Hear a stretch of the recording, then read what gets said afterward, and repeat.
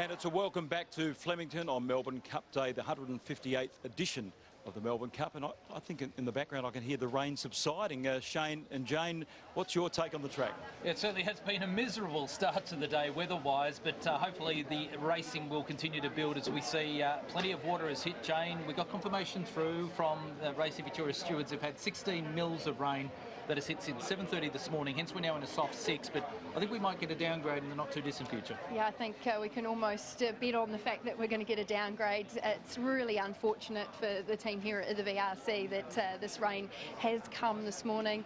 Obviously with the weather forecast there was some suggestion that it wasn't supposed to come until later today. Disappointing, but that's what we're faced with now, and it's what riders and horses are going to have to contend with the rest of the day. As we have a look at the replay of the Bumble Stakes, the 2-year-old contest at Group 3 level, the opening event, we saw Sistar in the predominantly white colours up on speed as the rain continued to sort of plough through. As Tony McAvoy said in the post-race, the favourite was just not physically ready enough for a strong on-speed run with these sort of testing conditions.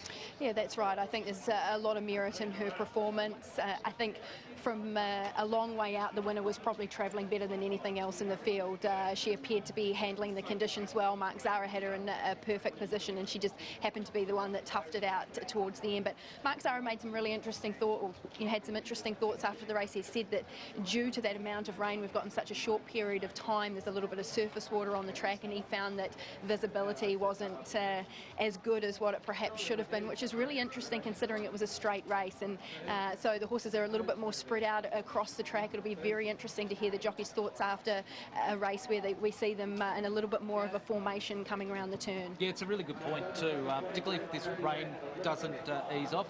And here we go, heavy 8 now here at Flemington. The track has been downgraded from a good 4 this morning at 7:30 a.m. to now a heavy 8.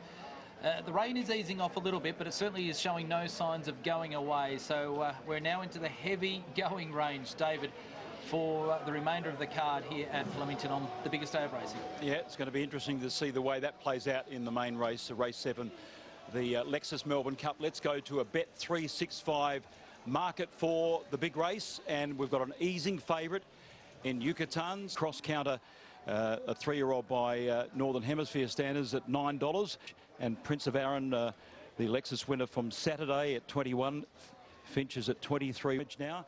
And a news update, there's plenty of news floating around Flemington today.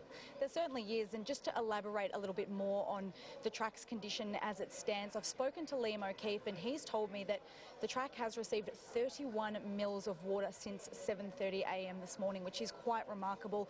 Of course, we now know that it has been downgraded to a heavy 8. Mark Zahra said that it certainly feels like it's racing that way as a result of the surface water. I also heard Damien Oliver return to scale and say that he led that field up in the previous race and he couldn't see anything, and the visibility was a real issue there. But if the rain does start to ease a little bit, visibility should become less of an issue, but that rain is certainly having its issue here today.